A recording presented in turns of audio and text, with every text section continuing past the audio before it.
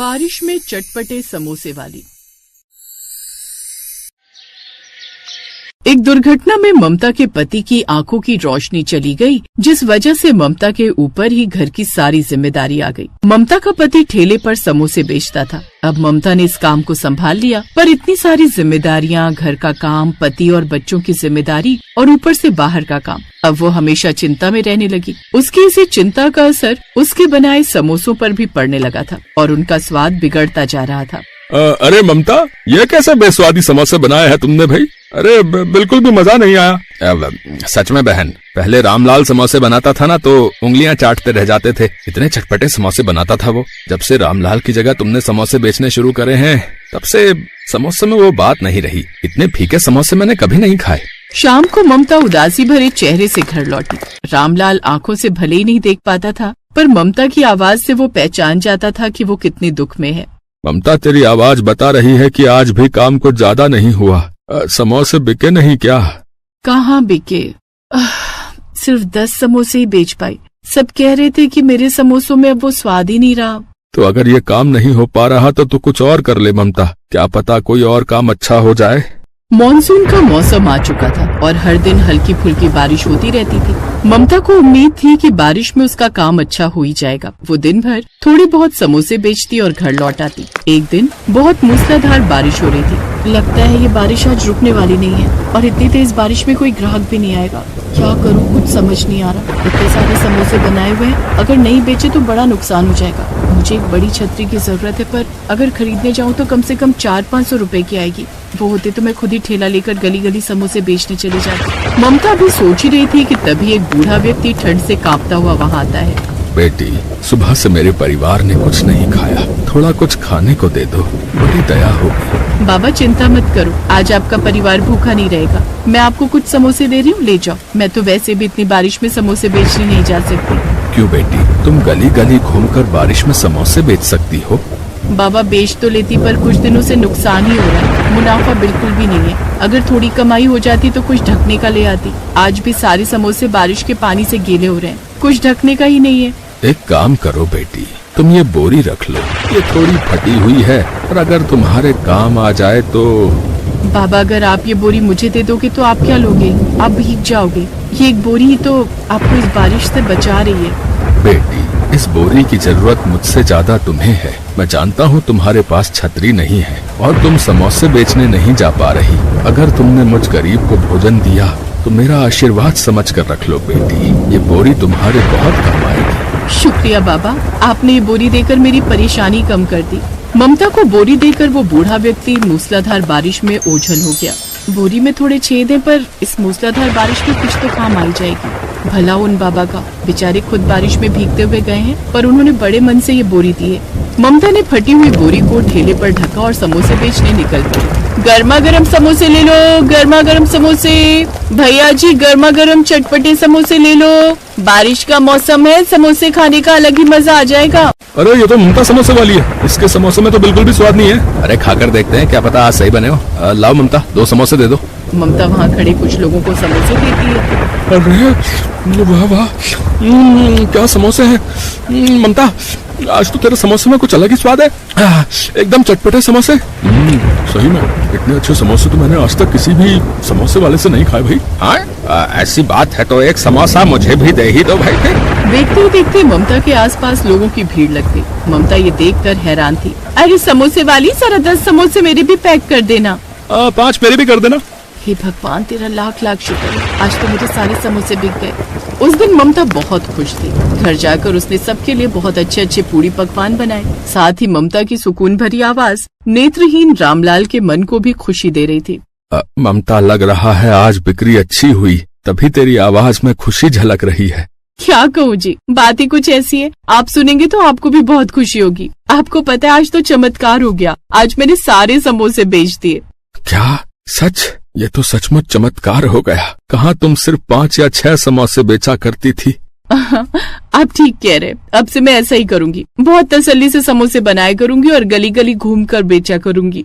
ममता अब रोजाना ही ज्यादा समोसे बनाकर बेचने के लिए निकल जाती थी। अब तो दिन पर दिन उसकी बिक्री बढ़ने लगी। धीरे धीरे ममता के समोसे सबको पसंद आने लगे और ज्यादा से ज्यादा लोग खाने लगे। ममता के पास अब पैसों की भी कोई कमी नहीं रह गई थी। एक दिन ममता ठेले को ढकने के लिए एक बड़ी छतरी खरीद लाई। उसने वो पुरानी बोरी को हटाकर नई छतरी लगा ली और समोसे बेचने निकल पड़ी। रास्ते में उसे बंधे हुए ग्राहक मिले, पर उस दिन किसी ने भी समोसे की तारीफ नहीं की, बल्कि सबने बुराई ही की।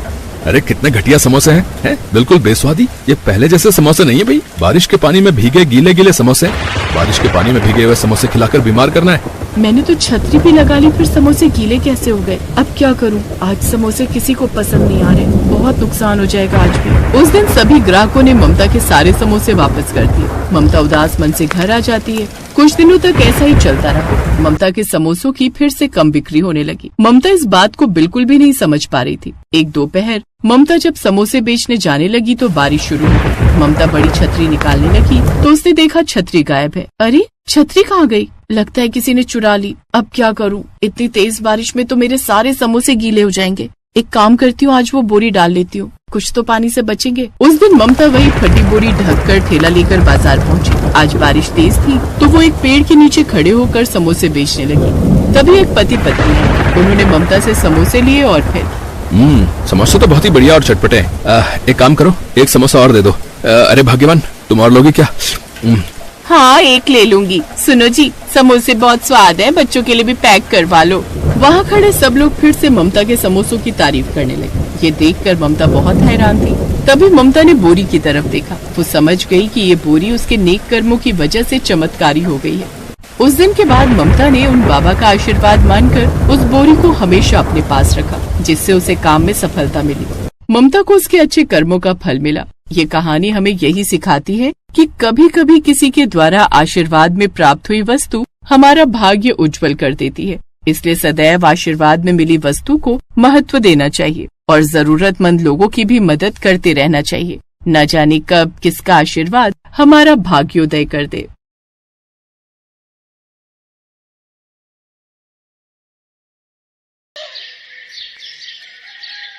ये क्या माँ, तुमने तो कहा था कि आज तो मेरे लिए समोसे बनाओगी, लेकिन ये तो दलिया है।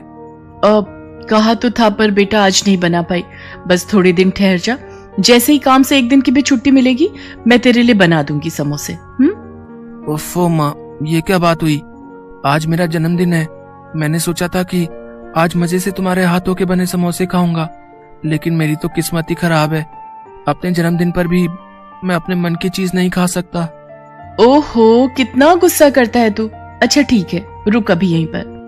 अपने बेटे गोलू से इतना कहकर सुशीला अंदर कमरे में गई और फौरन ही एक 10 रुपए का नोट लेकर बाहर आ गई। उसने वो 10 रुपए का नोट गोलू को देते हुए कहा, अब ले, ये 10 रुपए ले जा और लालू चाचा की दुकान पर जाकर खा ले समोसे। नहीं माँ, मुझे तुम्हारे हाथों से बने समोसे खाने थे। लालू चाचा को समोसे बनाना आता ही कहाँ है? ना तो उनके आलू में वो स्वाद है और ना ही तुम्हारे समोसे जैसा करारापन होता है उनमें। तुम रहने ही दो, जब टाइम मिले तब बना देना मेरे लिए। और इतना कहकर गोलू घर से निकल गया। समोसे ना खा पाने की उदासी उसके चेहरे पर साफ दिखाई दे रही थी, जिसे देखकर सुशीला का मन भी उदास हो गया और वो मन ही मन सोचने लगी, हाय रे मेरी फूटी किस्मत, अपने बच्चे की इतनी सी ख्वाहिश भी पूरी नहीं कर सकी। अब नहीं, मैं गोलू को उसके जन्मदिन पर ऐसे उदास नहीं रहने दूंगी। मैं बनाऊंगी उसके लिए उसके मनपसंद समोसे। लेकिन काम पर भी तो जाना है। तो क्या हुआ, रोज तो टाइम से ही जाती हो, एक दिन थोड़ा देर से चलू जाऊंगी तो कौन सा आसमान टूट पड़ेगा। वैसे मालकिन बातें तो सुनाएंगी, लेकिन कोई बात नहीं, मैं सुन लूंगी, लेकिन अपने गोलू के चेहरे पर खुशी ला कर रहूंगी मैं। ऐसा सोचकर सुशीला फौरन समोसे बनाने में जुट गई। पहले वो बाजार जाकर समोसे बनाने का सामान लाई और फिर उसने फटाफट गर्मा गर्म समोसे बनाकर तैयार कर दिए। कुछ ही देर में गोलू घर वापस आ गया और अपनी माँ सुशीला से बोला, अरे माँ, तुम काम पर नहीं गई अब तक? और ये खुशबू, ये तो माँ तुमने समोसे बना दिए क्या? हाँ बना दिए, आजा खा ले जल्दी से। सुशीला की बात सुनते ही गोलू फटाक से हाथ मुंह धोकर समोसे खाने के लिए बैठ गया। लेकिन फिर जैसे ही उसने समोसे की प्लेट देखी तो सुशीला से बोला, माँ तुम भी आ जाओ। नहीं बेटा, तू आराम से खा, मुझे जाना है, पहले ही काफी देर हो गई है। अच्छा तो रुको, मैं तुम्हारे लिए समोसे बांध देता हूँ, काम से वक्त निकाल कर खा लेना। इतना कहकर गोलू रसोई की तरफ बढ़ गया, लेकिन उसे रसोई में एक भी समोसा नहीं मिला और ऐसा इसलिए था क्योंकि सुशीला ने बस 2 ही समोसे बनाए थे, वो भी सिर्फ गोलू के लिए। असल में सुशीला के पास इससे ज्यादा समोसे बनाने के लिए ना तो समय था और ना ही पैसे, और ये बात समझने में गोलू को जरा भी देर नहीं लगी। अच्छा, तो माँ ने अपने लिए समोसे नहीं रखे। अब कोई बात नहीं, बाहर प्लेट में 2 समोसे तो हैं ही, एक माँ को बांट देता हूँ और एक मैं खा लेता हूँ। ऐसा सोचकर गोलू रसोई से बाहर आया, लेकिन तब तक सुशीला काम के लिए जा चुकी थी। गोलू के लिए समोसे बनाने की हड़बड़ी में सुशीला ने खुद कुछ भी नहीं खाया था और वो भूखी प्यासी दौड़ती हुई काम पर पहुंची, जहां उसकी मालकिन नलिनी गुस्से से उबल रही थी। नमस्ते मेम साहब, माफ कीजिए, आज थोड़ी देर हो गई। वो आज मेरे बेटे का जन्मदिन है। सुबह सुबह समोसे खाने की जिद पकड़कर बैठ गया तो मैं बस। देख सुशीला, मैंने तुझे काम पर रखने से पहले ही बता दिया था कि मेरे साथ ये देर से आने की नौटंकी नहीं चलेगी। तुझे पता है ना कि साहब को सुबह सुबह ही काम पर जाना होता है।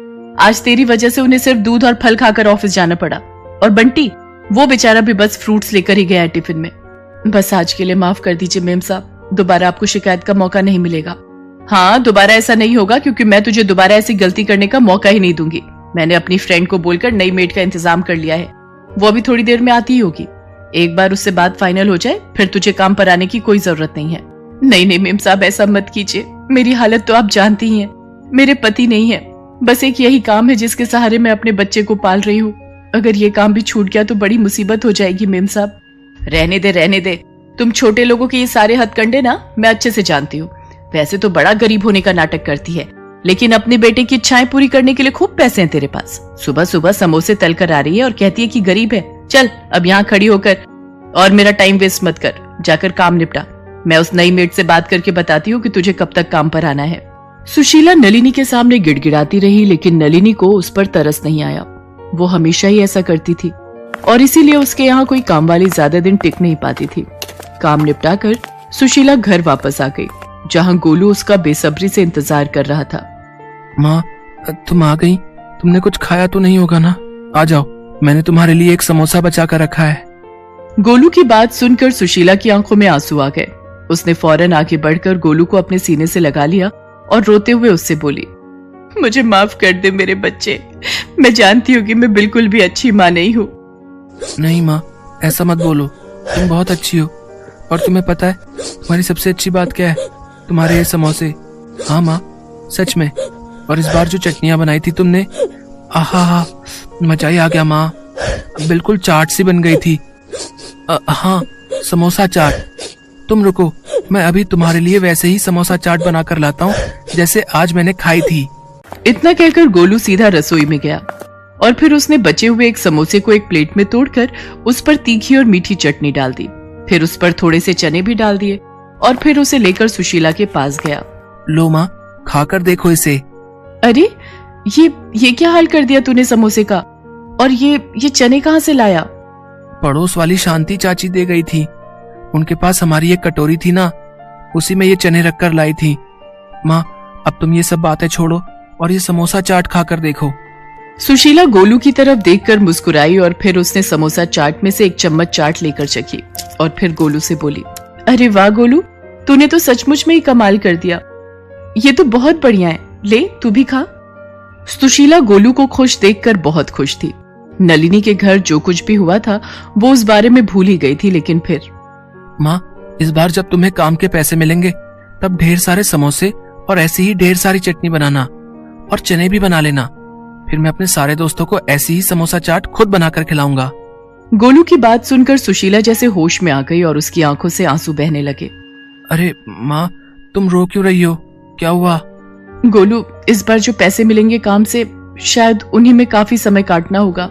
आज काम पर देर से पहुंची थी ना, तो मालकिन बहुत ज्यादा गुस्सा हो गई, शायद वो मुझे काम से निकालने वाली है।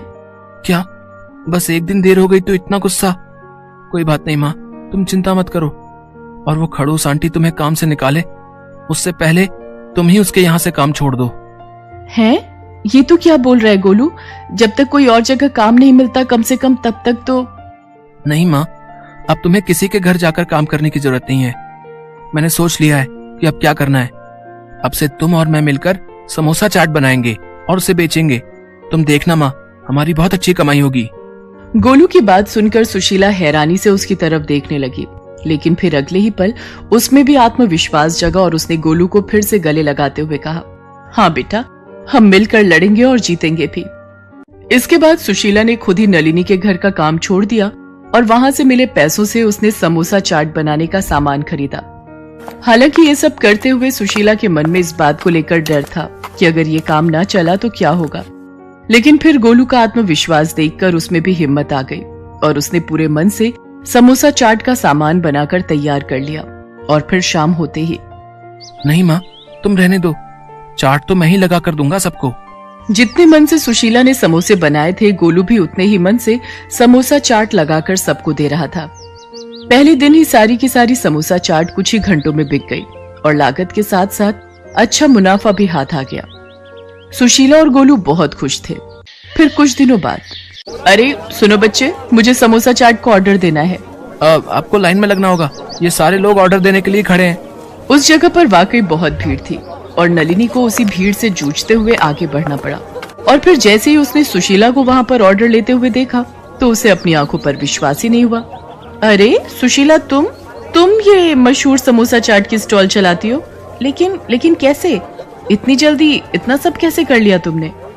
बस अपने बच्चे की इच्छा पूरी करती रही मेम साहब, और भगवान पर भरोसा बनाए रखा, क्योंकि वो तो सब जानता है ना कि कौन क्या है। वैसे आपका कितना प्लेट का ऑर्डर है? पैसे एडवांस ही देने होंगे आपको। सुशीला और गोलू की तरक्की जहां उन दोनों के लिए उनकी मेहनत का फल थी, तो वहीं नलिनी जैसे लोगों के लिए एक सीख भी थी कि भले ही आप कितने ही अमीर क्यों ना हो, कभी भी किसी को छोटा समझकर उसकी बेइज्जती नहीं करनी चाहिए।